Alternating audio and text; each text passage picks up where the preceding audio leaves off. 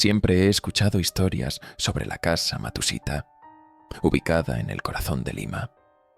Al principio, solo eran rumores, relatos de vecinos y conocidos, historias que parecían sacadas de alguna leyenda antigua. Alguien decía haber escuchado gritos provenientes de sus ventanas al caer la noche. Otros aseguraban que, al pasar cerca, sentían un escalofrío inexplicable, como si el aire se volviera más pesado, como si algo intangible y oscuro los estuviera observando desde las sombras. Muchos contaban que nadie podía vivir allí por mucho tiempo, que quienes intentaban habitar la casa acababan abandonándola, como si una fuerza invisible los obligara a marcharse. Pero claro, todo esto eran solo historias, leyendas urbanas, que la gente repite hasta que se convierten en parte del lugar mismo. Al fin y al cabo, ¿cuántas ciudades no tienen sus propias leyendas? Casas donde se supone ocurrieron tragedias, edificios antiguos llenos de historias de fantasmas, lugares que todos evitan al caer la noche. Sin embargo, había algo en esta historia que me atraía, algo en la casa Matusita que no me dejaba tranquilo. Quizás era la manera en que la gente hablaba de ella, con ese tono de voz bajo, como si la simple mención de su nombre pudiera atraer la desgracia. La curiosidad tiene una forma extraña de atraparte. Poco a poco, comencé a sentirme atraído por la casa Matusita. Tal vez fue una conversación casual con un amigo, o tal vez un documental visto a altas horas de la noche. Lo cierto es que la casa comenzó a ocupar mis pensamientos, como una sombra que se cuela lentamente en cada rincón de la mente. Decidí investigar. Quería saber qué había de cierto en esa casa, que parecía dejar una huella tan profunda en todos aquellos que se atrevían a acercarse.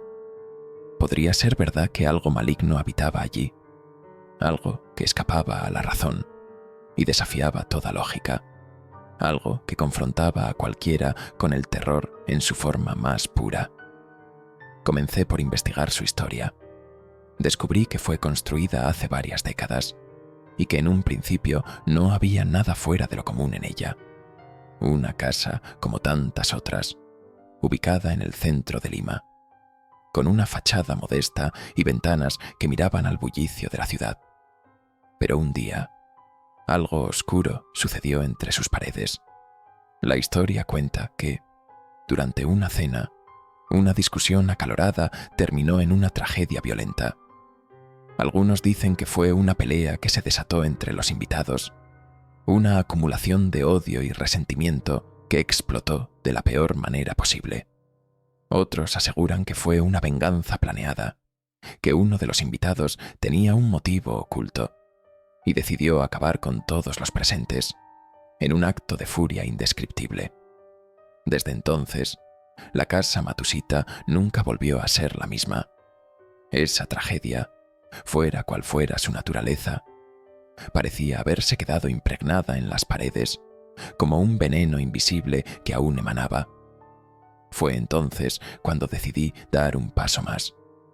Empecé a hablar con personas que vivían cerca, con aquellos que habían escuchado rumores de primera mano, con vecinos que pasaban diariamente frente a la casa y que, según decían, sentían cómo la piel se les erizaba al caminar junto a ella. Cada conversación revelaba un detalle nuevo, una sombra más en la historia de esa casa. Lo que descubrí fue aún más perturbador. Cada relato era más escalofriante que el anterior. Los vecinos aseguraban que al caer la noche era posible ver figuras en las ventanas, como sombras que se movían de un lado a otro, como si algo estuviera atrapado allí dentro, intentando salir. Algunos decían haber escuchado gritos, otros susurros apagados, como si alguien estuviera llamando desde el interior, como si la casa tuviera vida propia y buscara comunicarse con el exterior. Pero todos coincidían en algo. Había una presencia en esa casa, algo que hacía que cualquier intento de habitarla fuera imposible. Uno de los relatos que más me impactó fue el de un hombre que intentó alquilar la casa para abrir un negocio. Decía que al principio pensó que los rumores eran solo eso, rumores sin fundamento. Pero apenas pasaron 2 semanas cuando comenzó a experimentar cosas que lo llevaron al límite. Las puertas se cerraban solas, los objetos cambiaban de lugar y una sensación de opresión constante lo acompañaba durante el día y la noche. Finalmente, sin dar explicación a sus empleados ni a sus familiares, abandonó el lugar. Sin embargo, la historia que más llamó mi atención fue la de un presentador de televisión, conocido por su carácter escéptico, que decidió pasar una noche en la casa Matsushita para desmentir todas esas historias. Su objetivo era demostrar que no había nada en esa casa, que todo eran supersticiones infundadas. Pero según dicen, salió de la casa completamente perturbado, incapaz de hablar sobre lo que había visto.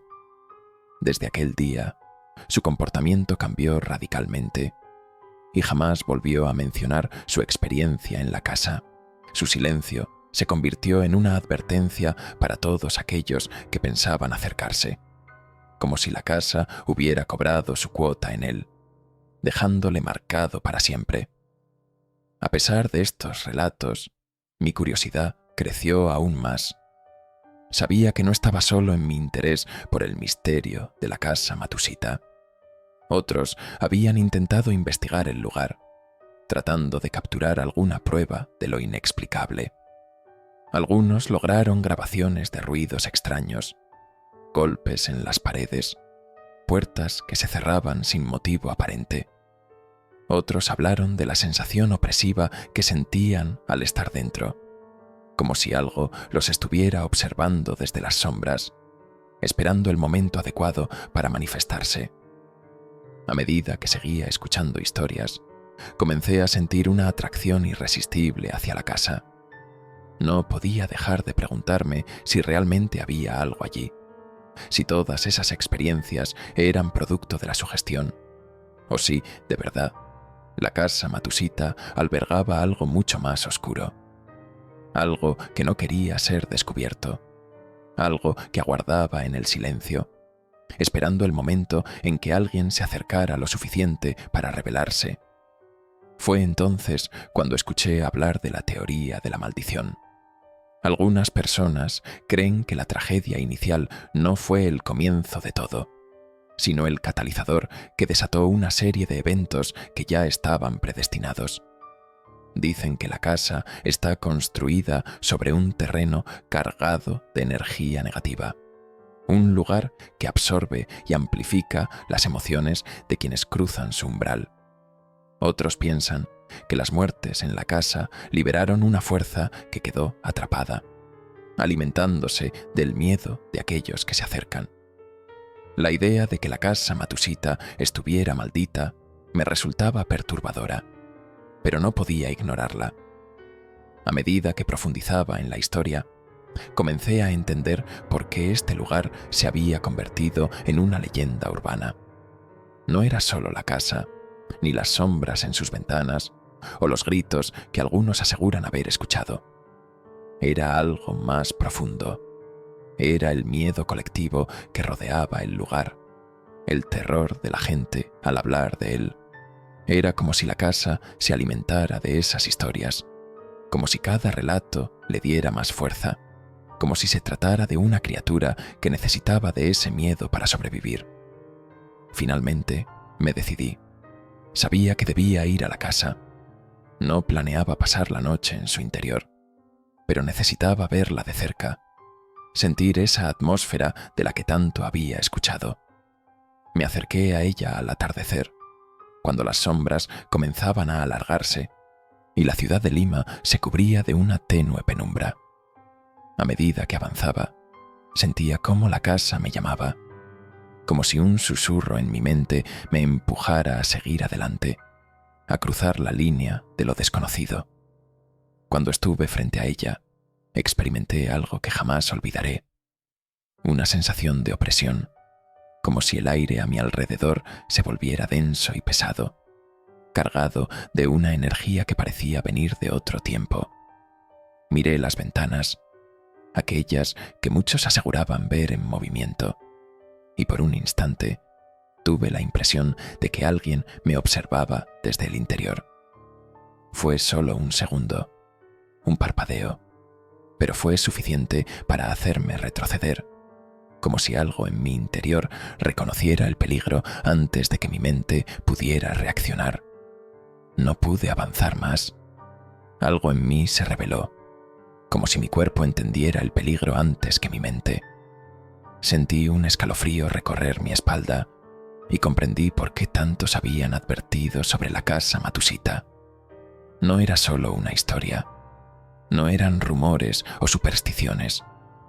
Había algo en ese lugar que no quería ser descubierto, algo que me rechazaba, como si yo no fuera bienvenido.